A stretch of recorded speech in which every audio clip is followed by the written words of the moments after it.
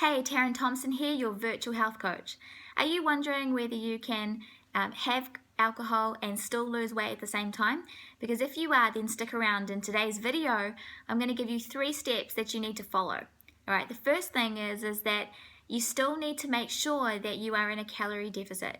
Now, it's definitely not all about the calories. However, you do need to make sure that the deficit is still there in order for your body to access fat.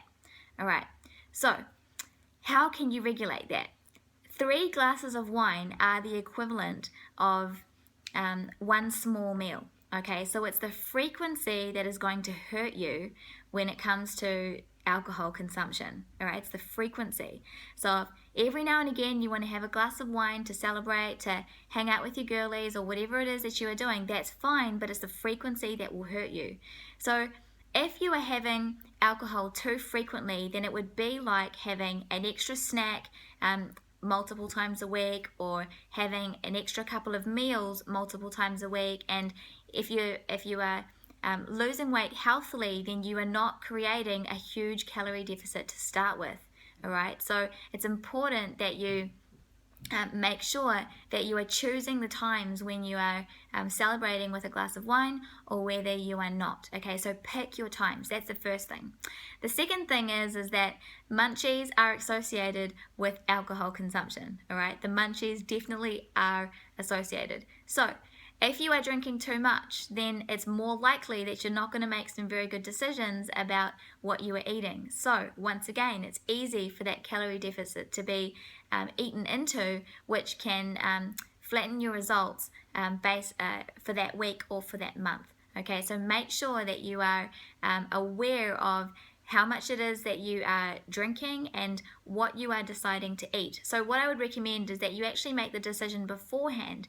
So if it's a celebration and you want to, or you're hanging out with your mates and you want to have a glass of wine, no worries, but make sure that you've decided how many you're going to have before you go, and make sure that you don't go hungry. All right, don't go into that situation already hungry, because the chances are is that that's going to derail you.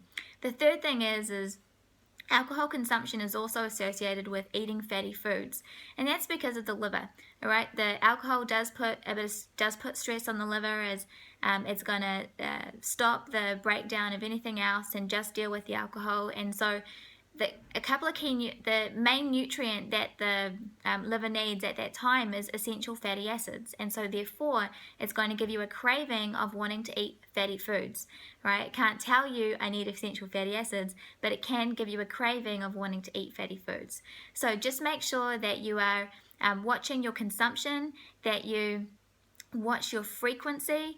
Remember that 3 standard pours, right, are about the equivalent of 1 main meal, and 1 to 1.5 glasses is about the equivalent to a snack. All right, so you can see there that over the course of a week, if you're having too many extra snacks, or if you're having too many extra meals, plus whatever else you may be having a little bit too much of, it can then definitely affect your result. So provided that you follow that criteria, you'll be good.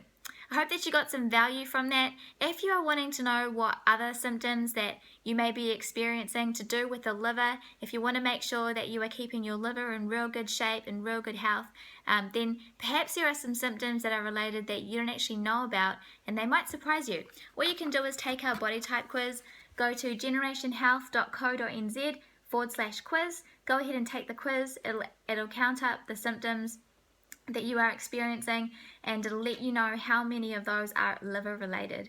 So I hope that you got some value from that today. Feel free to like, comment, or share.